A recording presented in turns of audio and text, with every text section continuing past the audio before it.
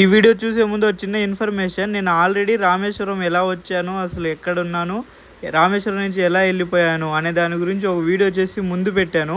అది తెలుసుకోవాలంటే ఆ వీడియో చూడండి, లేదంటే ఈ వీడియో చూడండి. రామేశ్వరం గురించి మొత్తం చెప్పాను. ఇప్పుడు మనం ఉన్నాము రామేశ్వరంలో. రామేశ్వరం పంబం ఐలాండ్ అని కూడా అంటారనమాట. అంటే ఇంకా మనం చూసుకుంటే ఒకటి కాదు, రెండు కాదు, 22 తీర్థాలు ఇక్కడ ఉన్నాయి. ఇంకా హిందూ ధర్మంలో చార్ధామ్ యాత్ర అని ఉంటుంది కదా, సో ఇదొకటి. ఇంకా మిగతా 3 వచ్చేసి బద్రీనాథ్, ద్వారకా అండ్ పూరి. ఇలా రైల్వే స్టేషన్ నుంచి బయటికి రాగానే బస్సెస్ ఉంటాయండి, అవి డైరెక్ట్ టెంపుల్కి వెళ్తాయి. సో మీరు వెళ్ళాలనుకుంటే ఈ బస్సెస్ ఎక్కి వెళ్ళొచ్చు, లేదు ఫ్యామిలీ ఉన్నారు అంటే ఆటో మాట్లాడుకొని వెళ్ళొచ్చు. సో ఎవరైనా 2 రోజులు 3 రోజులు ట్రిప్ ప్లాన్ చేస్తుంటే ఇలా మీరు బయటకు వచ్చి నడుస్తుంటే ఇక్కడ లాడ్జ్లు, రూములు అనేసి ఉంటాయి. సో మీకు ఇష్టం వచ్చింది ప్రైస్ మాట్లాడుకొని తీసుకోవచ్చు. ఒక 2 కిలోమీటర్లు నడుచుకుంటూ వచ్చానండి. బైక్ రెంటల్స్ చూపిస్తున్నాయి కానీ గూగుల్ మ్యాప్లో ఇక్కడ ఎవ్వరు ఎక్కడ ఓపెన్లు లేవు, అసలు కనపడని కూడా కనపడట్లేదు. సో వేస్ట్ నచ్చింది. బట్ టెంపుల్ వచ్చేసింది, ఇంకా టెంపుల్ చూసుకుందాం. చూస్తున్నారు కదా, ఇదే అండి శ్రీ రామనాథ స్వామి టెంపుల్, రామేశ్వరంలో ఉంది. మనకున్న 12 జ్యోతిర్లింగాల్లో ఒక లింగం ఇక్కడే ఉంది. ఇక్కడ స్వయాన శ్రీరాముడే ఈ లింగాన్ని ప్రతిష్ఠించినట్టు పురాణాలు చెప్తున్నాయి. అయితే శ్రీరాముడు శ్రీలంక యుద్ధం తర్వాత రావణాసుని చంపుతాడు కదా, సో ఆ బ్రహ్మహత్య పాపంని విముక్తి పొందడం అనేసి ఈ లింగాన్ని ఇక్కడ శ్రీరాముడే ప్రతిష్ఠించినట్టు పురాణాల్లో ఉంది. అయితే ఇలా గుడి లోపల వీడియోస్ తీయటం అసలు అలో లేదండి, అసలు ఫోనే లోపల పంపారు. కాకపోతే నేను వెనక దారి నుంచి వచ్చి ఈ వీడియో కొన్ని తీయటం జరిగినాను. సో చూడండి, ఇది ఇలా టెంపుల్ పక్కనే షాపింగ్ ఉంటుంది, కావాలంటే ఏమైనా తీసుకోవాలి అంటే తీసుకోవచ్చు. నాకు తెలిసి ఈ చుట్టుపక్కల ఉన్న 2 గల్లీలు ఈ టెంపుల్కి సంబంధించినవి. అంటే ఇంకా అన్ని టెంపుల్కి సంబంధించిన వాళ్ళే తిరుగుతున్నారు అనమాట, అటు ఇటు. సో మనం తిరుగుతున్నాం వీళ్ళమ్మటి, చూద్దాం ఏమైనా దొరుకుతుందేమో. ఫస్ట్ బైక్ దొరికితే తర్వాత తిరుగుదామనేసి ఉన్నా నేను. సో బైక్ కోసమే ఎతుకుతున్నా. సో కనపడుతుంది కదా, ఇది ఇంకొక సైడ్ గోపురం. యాక్చువల్గా ఈ టెంపుల్కి 4 సైడ్స్ 4 గోపురాలు ఉంటాయి అనమాట, గాలి గోపురాలు అంటారు. సో మనం ఫ్రంట్ సైడ్ చూసుకున్నాము, ఇది సైడ్ది. సో మనం బ్యాక్ అటు లెఫ్ట్ మొత్తం చూసుకోవచ్చు అనమాట. 4 సైడ్లు ఉంటాయి. ఇంకా ఇక్కడ జనాలు చూడండి ఇలా ఉన్నారు. సో తీర్థంలో బాత్ చేయాలంటే ఇదంటే అండి, ఈ గేట్లో నుంచి వెళ్ళాలా, నార్త్ సైడ్ గేట్ అంట ఇది. ఇలా చుట్టూరు ఉంటాయి. సో చుట్టూరు మనం చూసుకొని గుడి చుట్టూరు, ఇది గుడి మెయిన్ గుడి. సో బ్యాక్ సైడ్ కావచ్చు, సైడ్లు ఎమ్మటి, ఫ్రంట్ సైడ్. సో మొత్తం ఇంకా భక్తులే ఉంటారు, ఇంక చూసుకునే వాళ్ళు చూసుకోవచ్చు, అలా ఉంటుంది. ఇక్కడ నుంచి మనకి దర్శనానికి ఇలా 200, లేదంటే జనరల్ దర్శనం మన విజయవాడ టెంపుల్లో ఎలా అయితే ఉంటుందో సేమ్ అలానే. ఇంక ఇక్కడ చూడండి అనమాట, అటు నుంచి లోపల నుంచి వచ్చి దర్శనం చేసుకొని ఇటు అందరూ వస్తారు. కాకపోతే నేను ఇట్లా వెళ్ళిపోయి ఆపోజిట్లో, ఎవరు ఆపలేదు నన్ను. సో ఫటాఫటా వెళ్ళిపోయి కొన్ని ఫోటోలు వీడియోస్ దిగేసి వచ్చేసాను అనమాట. ఫోన్ కూడా చెకింగ్ చేస్తారు అని చెప్పారు కానీ నా దగ్గర ఎవరు చెక్ చేయలేదు. సో అంతా అయిపోయింది, బయటికి వచ్చేసాను. సో ఇది టెంపుల్ గురించి. సో ఆ గుడిక బ్యాక్ సైడ్ నుంచి నడుచుకుంటూ పోతే ఇలా ఉంది కదా, అక్కడ నుంచి సముద్రం ఉంటుంది, అగ్ని తీర్థం అనేసి ఉంటుంది అనమాట. సో అక్కడికి వెళ్ళి నీళ్లు పోసుకొని సో అందరూ మళ్ళీ గుడికాడికి వస్తారు అనమాట. సో గుడి లోపలికి వెళ్తారు. సో అగ్ని తీర్థంలో స్నానం చేసి అప్పుడు గుడిలోకి వెళ్తారు. ఇలా టెంపుల్ పక్కనే వివేకానంద మెమోరియల్ ఉంటుంది. సో ఎవరైనా చూడాలనుకుంటే ఈ టైమింగ్లో వెళ్ళి చూడొచ్చు. ఇది ఇంకా సర్కిల్ షేప్లో ఉంటుందండి. సో మనం అటు వెళ్ళి అటు రౌండ్ తిరిగేసి మళ్ళీ ఇటు వస్తున్నాము. సో మనం ముందుకెళ్తే సేమ్ ఇందాక ఎక్కడైతే స్టార్ట్ అయ్యామో ముందు మనం అక్కడికి వెళ్తాం. ఇలా అందరు తిరుగుతూ ఉంటారు దీని చుట్టూరు. సో గుడి మొత్తం చూసేసి వచ్చేసాను. ఇలా బయటికి రాగానే మనకి ఇక్కడ ఆటోస్ ఉంటాయి అన్నమాట. సో వాళ్ళకి అడగాలి మనం ఏమని అంటే, ఇలాగా ధనుష్కోటి ఇక్కడ వెళ్ళాలి అంటే వాళ్ళు మొత్తం 1000 రూపాయలు సంథింగ్ ఒక ప్రైస్ చెప్తారు. సో అంత నా దగ్గర లేవండి డబ్బులు, నేను ఏది ఇంకా నాకు ఆప్షన్ అంటే షేరింగ్ ఉందండి, ఇక్కడ వెయిట్ చేయండి, ఎవరైనా వస్తే వాళ్ళు అమ్మటి షేరింగ్ చేసుకుంటారు, 200-300 తీసుకుంటారు అన్నారు. ఓకే అనేసి వెయిట్ చేస్తున్నాను. ఎవరైనా వస్తే వాళ్ళు అమ్మటి షేరింగ్లో వెళ్ళిపోవటం, లేదు అంటే చూడటం ఇంకేం చేయాలో. సో ఆటో దొరికిందండి, ధనుష్కోటికి వెళ్తున్నాము. 200 తీసుకుంటున్నారు షేరింగ్లో. అయితే నాతో పాటు ఇంకో 3 ఉన్నారు. సో అందరికి కలిపేసి మనిషికి 200 కింద తీసుకుంటున్నారు. సో ఇప్పుడు వెళ్దాం. ఇప్పుడు నేను చూస్తున్నాను కదా, ఈ దారి అంతా రామేశ్వరం నుంచి ధనుష్కోటి వెళ్ళే దారి అనమాట. అంటే ఒకప్పుడు ఇక్కడి నుంచే శ్రీరాముడు కావచ్చు, హనుమంతుడు కావచ్చు, ఈ యుద్ధము, లంక ఇవన్నీ వీళ్ళు అప్పట్లో వీళ్ళకి ఎలాంటి నౌకలు ఇవి లేవు కాబట్టి నడుచుకుంటూ ఈ రోడ్ల మీదే ప్రయాణించేవాళ్ళు అనేసి నేను అనుకుంటున్నాను. మరి అప్పుడు ఏం జరిగింది, ఎలా జరిగింది అనేది నాకు కూడా తెలియదు. సో ఇప్పుడు 2 పాయింట్ల దగ్గరికి వచ్చాను అనమాట. మనం ఒకటి నా బ్యాక్ సైడ్ ఉంది కదా, అది కోదండ రామ్ టెంపుల్.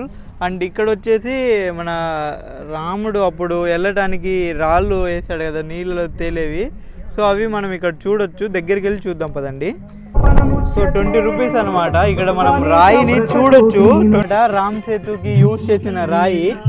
సో చూస్తున్నాం కదా, ఇది రాయి లాగానే ఉంది, కాకపోతే కొంచెం అటు ఇటు ఉంది, బట్ ఓకే. సో ఇది ఒక గుల్కరాయి, మనం ఎలా పెడితే అలా ఉంటుందో అలా ఉంది. ఇలా లోపల కన్నా కూడా చూడండి మునగట్లేదు, పైకి తేలుతుంది. సో అలా ఉంటుంది. సో మనం ఎంత చేసినా కూడా అవి తేలవు అన్నమాట. ఇలా పట్టుకొని మనం చూడొచ్చు అసలు అవి ఎలా తేలుతున్నాయి ఏంటి అనేసి. అలా ఉంటుంది. ఫోటోలు దిగాలంటే ఫోటోలు దిగొచ్చు. అవి ఎంతసేపు నీళ్ళలో వేసినా అలా మునగవు అన్నమాట. సో వీటితోనే కట్టేసి మొత్తం వంతెన కట్టేసి వెళ్ళారు అనేసి విన్నాను. సో అది 20 రూపాయలు దీంట్లో టికెట్ రావడానికి. అసలు దీంట్లో అది చూస్తుంటే మనకి అది ప్రాపర్ రాయి కూడా అనపడట్లేదు, ఏదో అలా అనపడుతుంది. ఒకసారి పట్టుకుంటే మాత్రం తెలుస్తుంది అది ఏంటి అనేసి.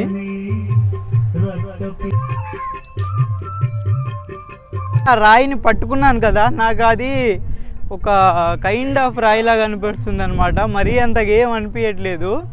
ఇప్పుడు మన రాళ్ళు ఎంత వెయిట్ ఉంటాయి, సో అలా అయితే అనిపించట్లేదు. బట్ రాయి గుల్కరాయిలు ఎలా ఉంటాయో సో అలా ఉంది. అది వాటర్లో ఉండి అనుకుంటా, బట్ బాగుంది ఎక్స్పీరియన్స్. చూస్తున్నారు కదా, ఇదే కోదండ రామ టెంపుల్. అయితే ఇది రామేశ్వరానికి 12 కిలోమీటర్ దూరంలో ఉంది.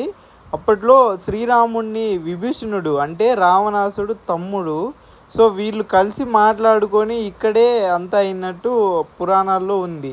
అయితే ఇక్కడే అన్నమాట మన రాముడు శ్రీలంకని జయించిన తర్వాత విభూషణునికి శ్రీలంకకి రాజు చేసింది ఇక్కడే అనేసి పురాణాల్లో ఉంది. ఆ జ్ఞాపకంతో ఈ గుడి కట్టారు. సో ఈ గుడి లోపల ఇలా ఉంది. గుడి లోపల ఇంకా వీడియో అలో లేదనమాట. సో అందుకని నేను గుడి లోపల వీడియో తీయటం కుదరలేదు. ఇలా మనం రామసేతు వెళ్ళే దారిలో ఒక పక్కనేమో హిందూ మహాసముద్రం, ఇంకో పక్కనేమో బంగాళాఖాతం, ఈ రెండు కనపడతాయి అన్నమాట. అప్పుడు 1900వ శతాబ్దంలో ఈ 2 సముద్రాలు ఎక్కువైపోయి కలిసిపోయి ఈ అంత రామసేతుని ఇంకా ధనుష్ కోటి అనే ఊరిని 30 నిమిషాల్లో మొత్తం ముంచేసింది. సో ఇవన్నీ తర్వాత చూద్దాం. ఇప్పుడు ఫస్ట్ రామసేతు వెళ్దాం పదండి. వచ్చేసామండి. ఇదే లాస్ట్ పాయింట్. దీన్నే రామసేతు అని పిలుస్తారు. అయితే నేను ఈ ఆడియో మొత్తం గాలి వల్ల సరిగ్గా వినపడట్లేదు, అందుకని నేను మళ్ళీ చెప్పాల్సి వస్తుంది. ఇక్కడ మీరు చూసుకుంటే ఇక్కడ అన్నీ అమ్మేవాళ్ళు కావచ్చు, ప్రతి ఒక్కటి మనకి ఇక్కడ అవైలబిలిటీ ఉంటాయి. లైక్ ఏమైనా తీసుకోవాలనుకున్నా, లేదు సముద్రం వస్తువులు, ఇంకా ఏమైనా తినటానికి, ఇలాగా అన్నీ ఉంటాయి అన్నమాట. ఇంకా అందరు ఇక్కడ లాస్ట్ పాయింట్ కాబట్టి ఇక్కడ నుంచి అందరూ చూస్తే విజువల్స్ కావచ్చు, ఫొటోస్, కొంచెంసేపు టైం స్పెండ్ చేసేసి వెళ్తారు. మనం ఉన్నాము రామసేతు దగ్గర. ఇక్కడ నుంచి చూసుకుంటే మనం ఇండియాస్ లాస్ట్ ల్యాండ్ దగ్గర ఉన్నాం అన్నమాట. సో ఇక్కడే మనకి రామసేతు ఉంటుంది. ఇక్కడ నుంచి శ్రీలంక ఓన్లీ 18 మైళ్ళు ఉంటుంది, అంటే 24 కిలోమీటర్లు. ఇక్కడ నుంచి మనం స్ట్రైట్గా ప్రయాణిస్తే శ్రీలంక వచ్చింది అనమాట. సో ఇప్పుడు మీరు నాకు చూస్తున్నారు కదా, ఇదే ఇక్కడ గుర్తు. సో ఇదే లాస్ట్ ల్యాండ్ ఆఫ్ ఇండియా అని పిలుస్తారు. సో ఇక్కడ నుంచి శ్రీలంక 24 కిలోమీటర్లు. అండ్ ఇంకా మనం మాట్లాడుకుంటే మన బ్యాక్ సైడ్ ఉంది బే ఆఫ్ బెంగాల్ అనమాట, అండ్ ఇటు ఉంది ఇండియన్ ఓషన్. సో ఇవి రెండు ఒకే దగ్గర కలుస్తాయి. సో ఇవి రెండు ఇలా ఉంటాయి. ఇదే అండి the landmark of Rama Setu అనే కూడా అనొచ్చు. సో మన లాస్ట్కి వస్తే ఇలా ఒక మార్క్, మన సింబాలికల్ వే, మన ఇక్కడ 3 సింహాలతో ఒక ఉంటుంది అనమాట. సో ఇక్కడ నుంచి వచ్చేసారు అనేసి దాని మీనింగ్. ఇంకా అసలు దీని గురించి మనం చూసుకుంటే ఇది రామసేతు, ఇంకా దీనికి ఇంకో పేరు వచ్చేసి ఆదమ్స్ బ్రిడ్జ్ అని పిలుస్తారు. ఇది ధనుష్ కోటి అండ్ రామేశ్వరం దగ్గర ఉంటుంది, నియర్ మున్నార్ ఐలాండ్. శ్రీలంకకి అటు సైడ్ మున్నార్ ఐలాండ్ అనేసి ఉంటుంది అనమాట. 48 కిలోమీటర్లు మొత్తం. అయితే మన రామాయణం ప్రకారం సీతని రావణాసుడు అప్పుడు కిడ్నాప్ చేసి తీసుకెళ్ళాడు కదా. సో అలాగా శ్రీలంకని వెళ్ళటానికి వారణసేన అని కోతులతో ఈ రాముడు వీళ్ళకి ఈ వంతెన కట్టినట్టు మన పురాణాల్లో ఉంది. ఇంకా శాటిలైట్ నుంచి చూస్తే మనకి అలా చిన్న చిన్న ఐలాండ్లు కూడా కనపడుతుంది. చాలామంది ఇది నమ్ముతారు న్యాచురల్గా ఫామ్ అయింది అనేసి. ఇంకా మెయిన్గా చాలామంది హిందువులు వచ్చేసి ఇది కాదు, ఖచ్చితంగా మనిషి చేత నిర్మించబడినదే అనేసి నమ్ముతారు. ఇంకా అది శ్రీరాముడి టైం లైన్లో జరిగింది అనేసి చాలామంది నమ్ముతారు అనమాట. ఇంకా ఇక్కడ చూసుకుంటే మీరు ఇక్కడ నుంచి వీళ్ళు ఇక్కడ అమ్ముతూ ఉంటారు. ఇంకా ఇక్కడ వాటర్ మనం మెయిన్గా చూసుకుంటే వాటర్ క్రిస్టల్ క్లియర్ వాటర్ మనకి కనపడుతుంది. సో ప్యూర్గా ఇటు సైడ్ ఏమో బే ఆఫ్ బెంగాల్, ఇటు వచ్చేసి ఇండియన్ ఓషన్ అనమాట. సో మధ్యలో మనకి రామసేతు కట్టుబడి ఉంటుంది. ఇక్కడ నుంచి శ్రీలంకకి 48 కిలోమీటర్లు మాత్రమే. సో అలాగా మన భారతదేశపు చివరి ప్రదేశం అన్నమాట ఇది. ఇక్కడ కొంతసేపు తిరిగి ఇక్కడ వ్యూస్ కావచ్చు, ఇక్కడ నేచర్ని కావచ్చు, ఇక్కడ గాలిని కావచ్చు కొంతసేపు ఆహ్లాదకరంగా ఆస్వాదించి వెళ్ళిపోయామన్నమాట మనం. ఇంకా ఇక్కడ చూసుకుంటే మనకి సముద్రంలో దొరుకుతాయి కదా ముత్యాలు, రాళ్ళు, రకరకాలవి. సముద్రం మనకి తెలియదండి, సముద్రంలో చాలా చాలా వింతలు విడ్డూరాలు ఉంటాయి. సో అలాగా ఇదిగో చూడండి, ఇవన్నీ ఇక్కడ దొరికినాయి అనమాట. ఇక్కడ దొరికినాయి, వీళ్ళు మళ్ళీ వీటిని కొంచెం పాలిష్ చేసి లేదంటే కొంచెం మ్యానుఫ్యాక్చర్ చేసేసి ఇలాగ ఇక్కడ అమ్ముతూ ఉంటారనమాట. కానీ ఒక్కొక్కటి ఇక్కడ చాలా ప్రైస్ ఉందన్నమాట. ఏది తీసుకుందాం అనుకున్నా వీళ్ళు చాలా ఎక్కువ చెప్తున్నారు, 200, 300, 400 ఇలా చెప్తున్నారు అనమాట. కానీ ఇవన్నీ మనము ఎవరికైతే కావాలి, ఎవరైతే ఒక ఐడెంటిటీ కోసం నేను ఇక్కడ దాకా వచ్చాను అనేసి తీసుకెళ్దాం అనుకుంటారో సో వాళ్ళు ఇక్కడ నుంచి ఏదైనా తీసుకెళ్ళొచ్చు. సో ఇలాగా త్రూ అవుట్ ద రౌండ్ ఇక్కడ మీరు చూసుకుంటే ఈ మన సర్కిల్ షేప్ ఉంటుంది కదా. సో ఇలాగా రౌండ్గా ప్రతి ఒక్కరు ఇలా అన్నీ ఒకటే. ఇప్పుడు ఈ షాప్ దగ్గర ఉన్నవి ఆ షాప్ దగ్గర కూడా ఉన్నాయి. సో అలాగా అందరి దగ్గర ఒకటే ఉన్నాయి, డిఫరెంట్ అయితే ఏమి లేదు. ఏదైనా డిఫరెంట్ ఉంటుందేమో అని నేను చూశాను, కానీ ఎక్కడైతే ఏమి డిఫరెన్స్ లేదు. సేమ్ రాళ్ళు, ఇక్కడ ఏ షాప్లో ఏ రాళ్ళు ఉన్నాయో ఆ షాప్లో కూడా అవే రాళ్ళు ఉన్నాయి.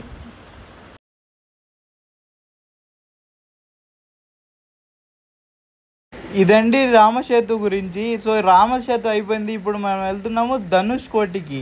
సో ధనుష్కోటి హిస్టరీ చెప్తాను చూడండి, చాలా బాగుంటుంది.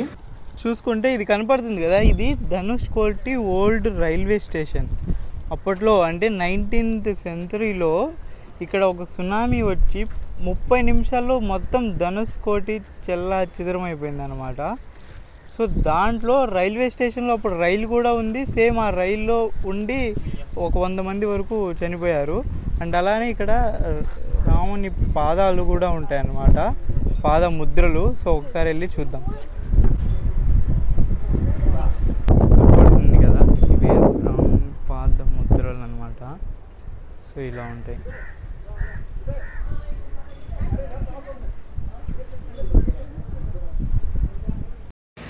ఇప్పుడు మనం పాత ధనుష్కోటిలో ఉన్నాం. పాత ధనుష్కోటి అంటే కొత్త ధనుష్కోటి ఇప్పుడు ముందుంది, ఇది పాతది.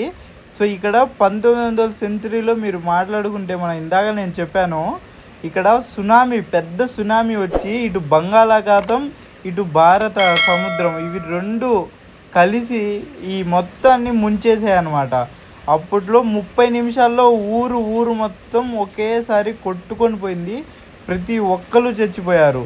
ఇంకా ఇక్కడ మనం ఇప్పుడు మీరు చూసుకుంటే నేను చూపిస్తాను. ఇక్కడ ఇదిగో ఈ చర్చి అప్పట్లో అసలు చాలా పెద్ద చర్చి అంట. ఇక్కడ చాలా మంది వచ్చేసి చేసుకునే వాళ్ళంట. కానీ ఇప్పుడు మీరు చూసుకుంటే మొత్తం పాడుపడిపోయింది. ఇప్పుడు ఇక్కడ చాలా తక్కువ మంది ఉంటున్నారు. ఎవరైతే మత్స్యకారులు ఉంటారో చేపలు పట్టుకోవటానికి అలా తిరగటానికి, సో వాళ్ళు మాత్రమే ఇప్పుడు ఇక్కడ నివసిస్తున్నారు. అప్పటి నుంచి గవర్నమెంట్ ఇక్కడ నివసించకూడదు అనేసి ఆర్డర్ వేసింది. ఇంకా దీనికి ఇంకో పేరు వచ్చేసి గోస్ట్ టౌన్, దయ్యాల ఊరు అనేసి పేరు కూడా ఉంది అన్నమాట. ఇక్కడ రాత్రి అయితే చాలా దయ్యాలు తిరుగుతాయి అనేసి చాలా పెద్ద కథలు చాలా అంటే చాలా ఉన్నాయి వీటి గురించి.